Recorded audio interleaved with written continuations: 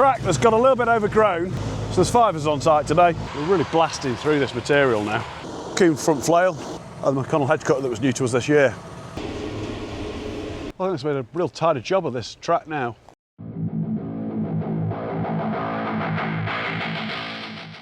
So today it's chipper racing. So behind these gates we've got a track that's got a little bit overgrown, so vehicles can't pass down here easily anymore. So we've got all this willow, it's all regened. Fortunately we've got like a water course down the side of here, so we can't just blast it off with the mulching head on the excavator. That'll just fill the water course with wood chip. So we're going to have to cut all this down by hand with the chainsaws. It's too small for the shears. Fire it all through the chippers. There's a new TR6 42. We've got the old trusty TR6, the original.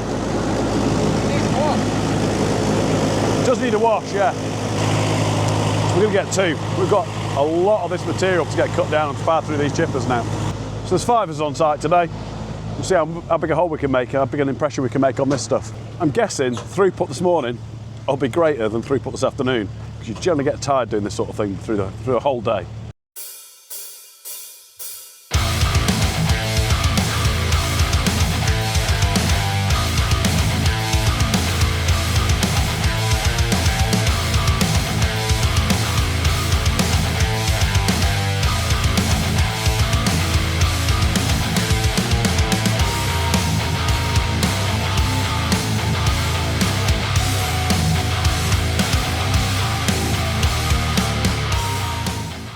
We spend so much time on machines, you kind of forget what manpower can do when you turn up as a team and work efficiently.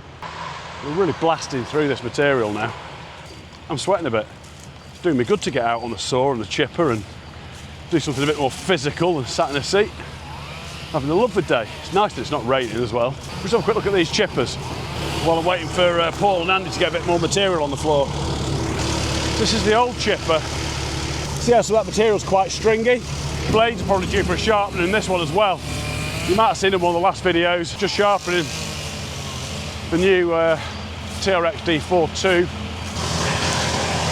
You see how that's a cleaner material? It's a lot less shreddy, a lot nicer, tighter chip. Obviously a much finer chip than we get off that big Musmax with a 50mm screen in it. This is a real fine chip, but it's nice and sharp. The chipper's really purring through the material. Kicking myself a little bit that I didn't take the blades and sharpen them on the older chipper. Before that comes out to site next, we'll give that a tittle up and a sharpen again. We'll make a nicer, quicker job of the material. So once we've cleared all this scrub from down the edge of the waterway, I'll come back down here, probably bring the front mounted flail mower, heavy duty flail, and the hedge cutter on the back. I can just flail over all these brambles and dog rows, and quite a lot of material on that side as well, and then just trim back some of the trees. Just give nice clear access down here. It's one of the important accesses for site, so we've got to keep this clear for vehicles. Just like to give a big shout out to everyone that's watched the channel so far. Thanks so much for all of you that subscribed. We're nearly at, or just gone over, around about 2,000 subscriber mark, which is just, we're blown away. Just so grateful to you all. We've been going for 8 months now, a couple of videos a week. Really enjoying it. It's a good crack making the videos. Thanks for all your positivity. So if you haven't already subscribed, please do so. We're after likes and subscriptions so much I've got off the seat and sweating today. Hopefully give us a thumbs up just for getting out of a cab, burning a few calories off. Jane will be well chuffed. I think we're all about shattered. We've got all those trees down, all that regeneration that was down the side of the waterway, down and out, now chipped up. So everything that's left, we can come down with the tractor and hedge cutter and front flail mower and just tidy this access back up. It's got these tall slurry pipes. It's grown in all the vegetation here. I don't want to be hitting them with the flail mower or the hedge cutter. Just going to tie a rope to them now, see if we can drag them out with the Land Rover. Happy, Yuri? Is that going to tighten up so we'll never undo it again? Yuri's confident that this knot isn't going to get so tight that we can never undo it out of the rope again. So he's lost confidence, so he's going to put a stick in the knot now. Sure about this? I trust you. Right, we'll give it a whirl. So, Land Rover. I think what we'll do is put it to neutral. No. Low box. Oh, I tell you what, it was definitely easy in the old Land Rovers where you just put the stick and the little range stick into diff or low. All this electronic jazz. There we go, like an anaconda. Woohoo! We're off. That's one. We'll drag this one well out of the way.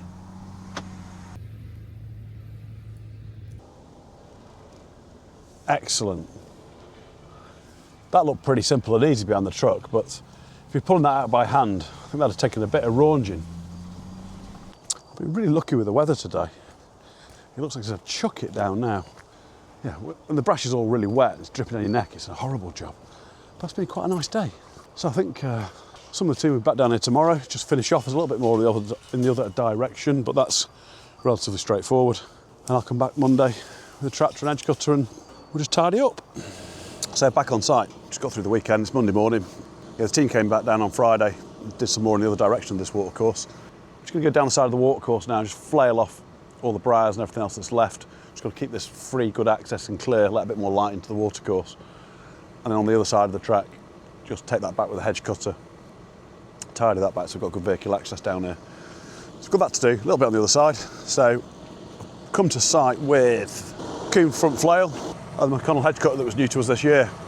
Just gonna pull the pin out from transport mode. Normally if you just give the hedge cutter a little bit of a rock, she should just come out. It's always worth not being lazy and putting that pin in just so that if anything went wrong with the hydraulic system, it can't just swing out while you're driving down the road, especially on these faster tractors these days. Just going to short the top link on the front mower.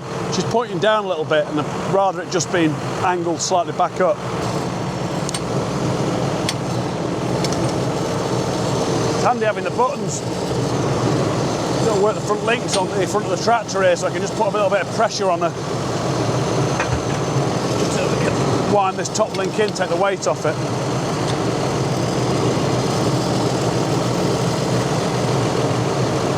I think a hydraulic front top link could be handy for this machine, but there's too many tractors with a hydraulic front top link. We have got 2 services on here, so I don't think there's any reason why we couldn't put a hydraulic top link on there. Right, we'll see if we can tidy this mess up. I'm not going to go too low because we have got a few of those little stumps down here, so we'll go a bit gentle to start with. Nice having that side shift there, you see the mower just flicking across. Most of the roots are on further across, so I'm hoping that we can just take out this material, have confidence we've got no roots there for the tyres or the stumps for the tyres. And then we'll just be able to flick across a little bit further. Dog roads is a bit scratchy. We'll try and knock him down in this first pass.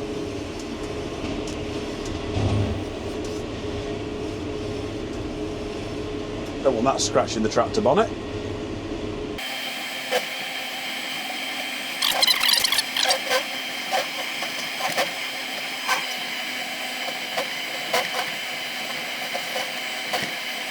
Got a harassed fence panel here.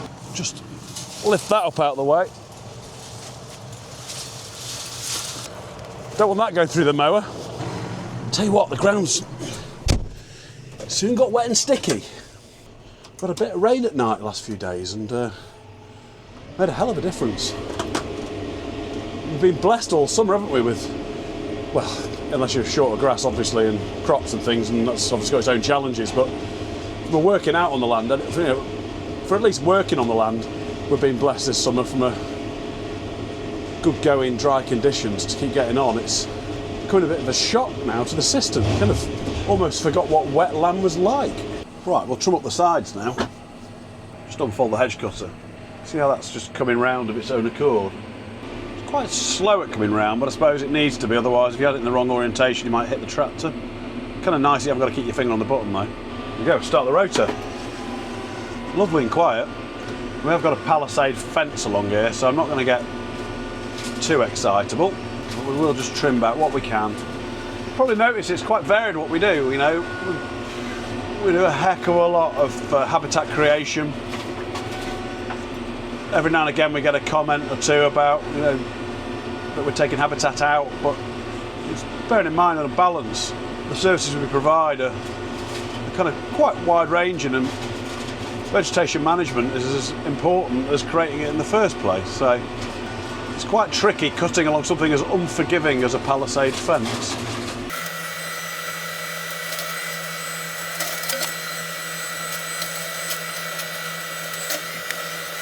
one wrong move cutting against this palisade and we've got some very blunt teeth, or some missing teeth.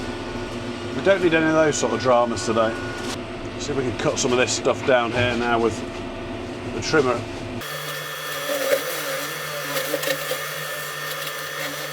I think that'll do for the hedge cutting down that side.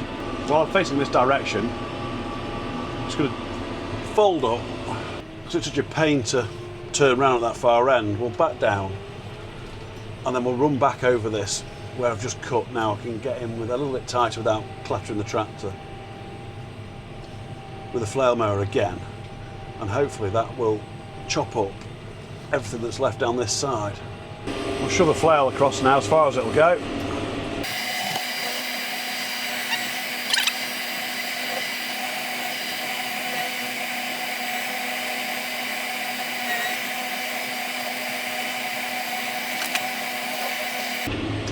Really handy having both machines with me so I can take care of all this in the most efficient way.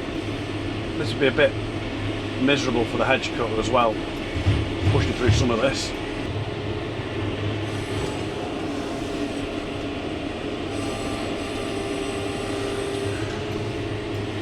Side shift makes it much easier to get away from the fence or obstacles. When you're trying to reverse out, you can get a bit stuck against stuff if you're not careful, whereas being able to get that out of the way really helps.